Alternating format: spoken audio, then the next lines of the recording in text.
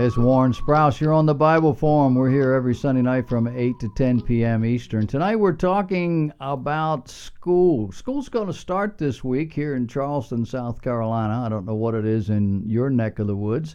In the South, we tend to start before Labor Day. Up north, other places, they wait.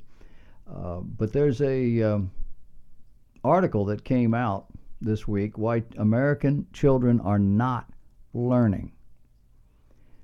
U.S. high school students recently scored a huge victory when they won a 2016 International Math Olympiad.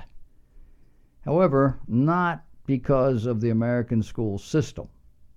The team's head coach attributed the U.S.'s increased standing in math to the many online elements of self-education that are now available to the enterprising young students.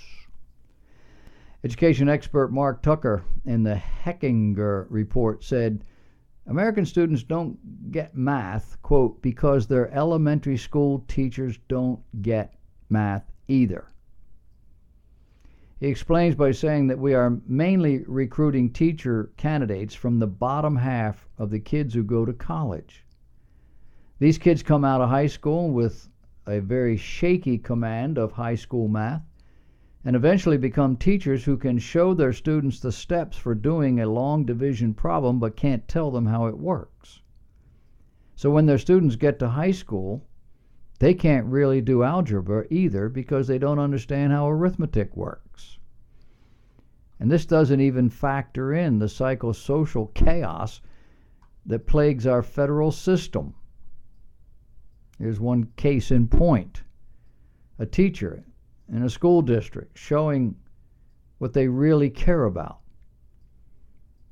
The Charlotte-Mecklenburg schools in North Carolina announced in June the implementation of new regulations supporting transgender students. Included in these regulations are rules for the proper use of pronouns so that non-official records must refer to transgender students by their preferred names. Folks got upset about this. They went to court. It ended up in the Supreme Court. Some of that agenda has been put on a temporary hold. But in an official instruction video called The Importance of Pronouns, one student who identified as a non-binary transgender youth, that's a person who doesn't identify specifically male or female, explains why they prefer to use pronouns like they, them, and theirs when referring to themselves. Now, all that's a little bit silly. But there was at least one teacher in Oregon who was transmasculine, didn't like being referred to as she or any of the other feminine words like lady or even miss, and went to court. And the court said the school has to comply to what she wants. So now they have to call her they. But staff members didn't do that. So she went back. She got a $60,000 award because teachers refused to call her anything but what she actually was. 6 months ago, Patrick Deneen, a political science professor at Notre Dame who has also taught at Princeton and Georgetown, described his students as know-nothings, devoid of any substantial knowledge. More recently, a respected author and English professor at Providence College in Rhode Island has echoed Deneen's concerns. Now, he says in an essay entitled Exercises in Unreality, subtitled The Decline of Teaching Western Civilization, Anthony Esselin describes a university climate today in which many students and professors no longer possess the knowledge and skills that their peers of previous generations took for granted. He concludes by asking, but what if you really know hardly anything about anything at all?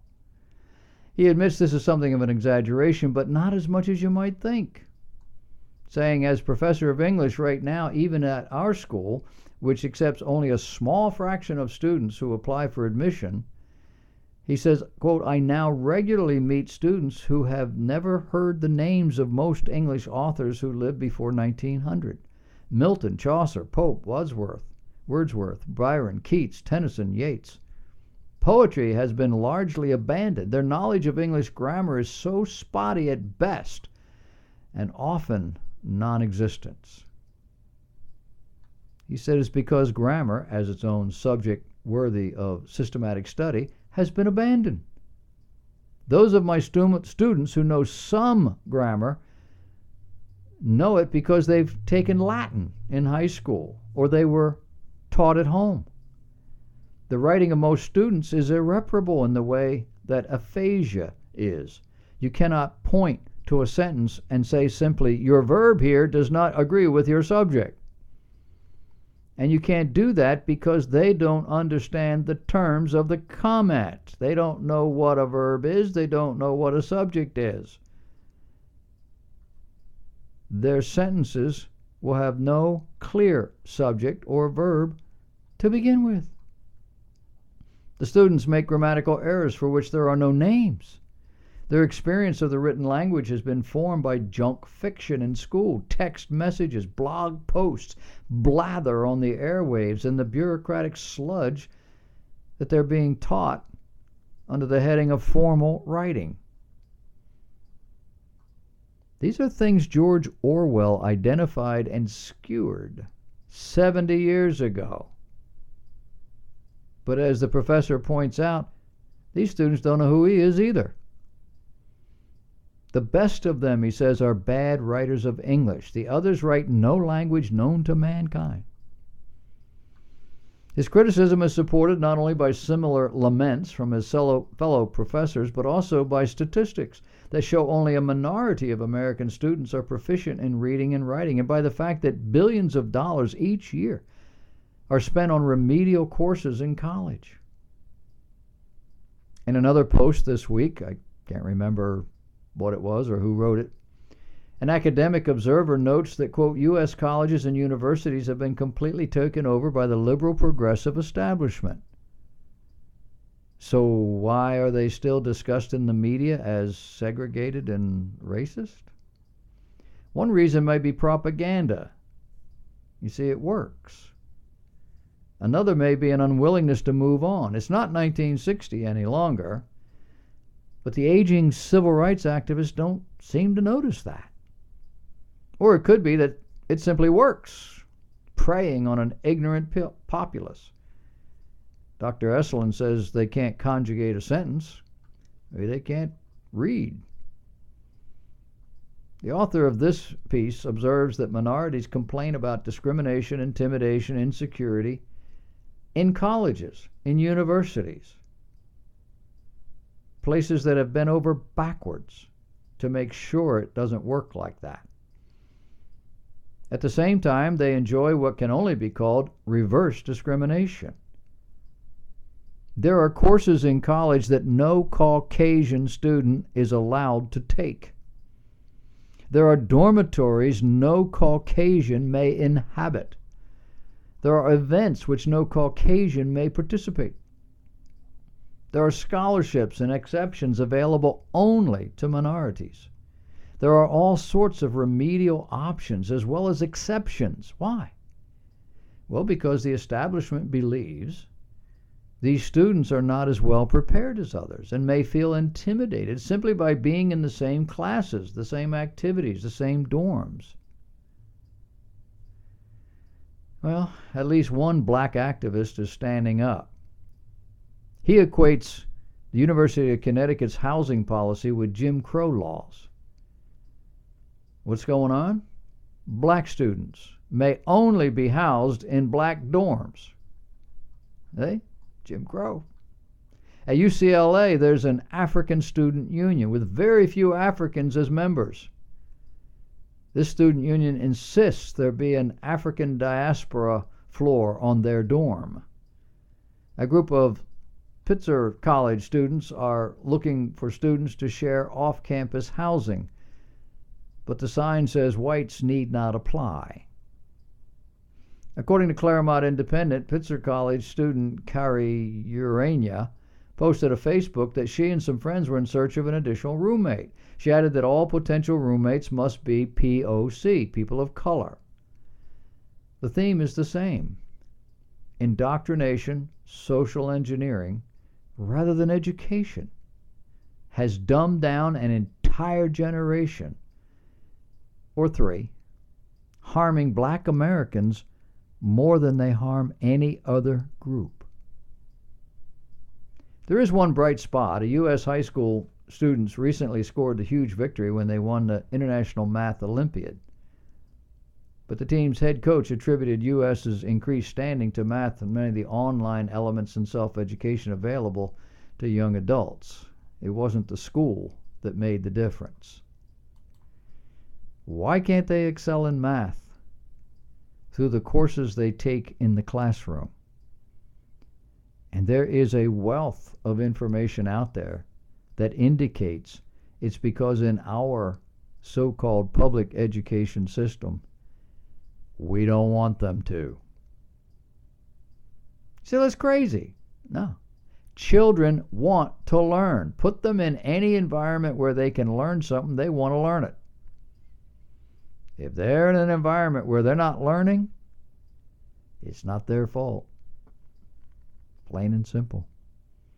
Look at the homeschool movement. Look at the private school movement. Who wins the spelling bees? What child comes out of a homeschool, a good homeschool or a private school that doesn't generally excel above more than just the average in the state school system? I remember when it changed. It was right after I left high school, 1961. We used to have a 3-tiered program. If you could keep up, you were in this class. If you couldn't, you had to go to a different class. And they had 2 different classes going down. The children who could not keep up were not going to slow down the children who could.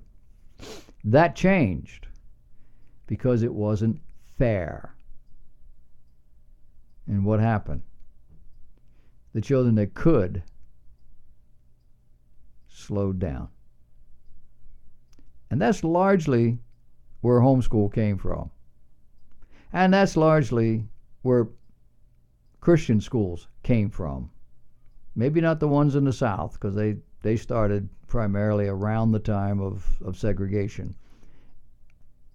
when segregation was ending. But in other places, private schools, Christian schools, and others started because the kids weren't learning anything. That's why I put my 4th grade son in a private Christian school. He wasn't learning anything. He did learn in 3rd grade what his teacher's legs looked like. Little guy sitting in a chair, what he looked out straight ahead with his teacher standing there were her thighs. It was the days of the miniskirt. He would come home and tell us about his teacher's legs.